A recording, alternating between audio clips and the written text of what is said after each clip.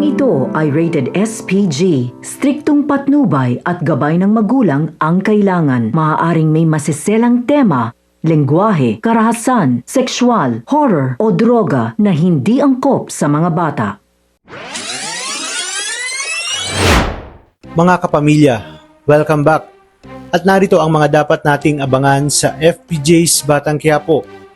Ang matagal ng lihim ay mabubunyag na dahil sa pagkamatay ni David at pagkalagay sa alanganin ng buhay ni Tanggol ay isisiwalat na nga ni Tinding ang buong katotohanan kay Marites. Takang-taka si Marites kung bakit tila maraming alam at kinamumuhian ni Tinding ang mga gerero. Yung pala ay may kaugnayan si Tinding sa mga gerero. Kaya dito hindi malaman ni Marites ang kanyang magiging reaksyon at ang tanging nararamdaman niya ngayon ay sama ng loob kay Tinding dahil ipinagkait nito sa kanya ang magkaroon ng isang ama. Ipiniliwanag naman ni Tinding na kaya niya ginawa ito para mailayo si Marites at Tanggol sa mas malaking gulong mangyayari pag nagkataon. Ipinahanap daw kasi dati ni Gustavo si Tinding at dito nagawa niyang magtago ng matagal na panahon at ibinaon sa limot ang lahat. Ngayon ay nasa alanganin sitwasyon si Marites dahil hindi niya alam kung dapat niya ba itong sabihin kay Ramon at Tanggol.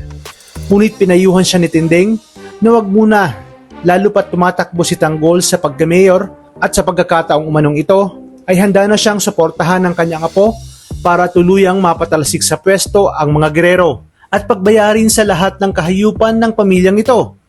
Sa kabilang banda, si Santino naman ang maiipit dahil maghuhugot kamay sina Roberto at Lucio at lahat ng sisi ay mapupunta kay Santino. Iginit ni Lucio na si Santino umano ang dapat na umamin dahil may personal itong galit kay Tanggol. Dagdag pa niya na sumunod na muna daw ito dahil sa oras na maging mayor na si Miguelito, madali lang daw itong mailalabas sa kulungan.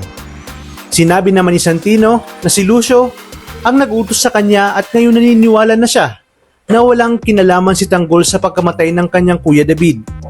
Iginit naman ni Edwin na kahit anong gawin ni Santino, makukulong at makukulong siya dahil siya ang nakita sa CCTV na nagtanim ng bomba at nagpindot ng remote. Kaya naman si Rigor ay gulat na gulat at hindi makapaniwala na sa ganitong paraan maghihiganti si Santino kung saan maraming sibilyan ang nadamay. Tutulungan kaya ni Tanggol si Santino sa oras na makaupo na siya sa pwesto?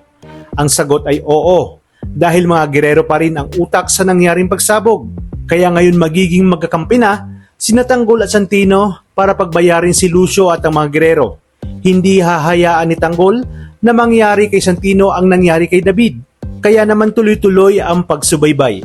Dito lang sa nangungunang serye sa primetime, ang FPJ's Batang Quiapo. Maraming salamat sa inyong panonood at pagpalain tayong lahat, kapamilya.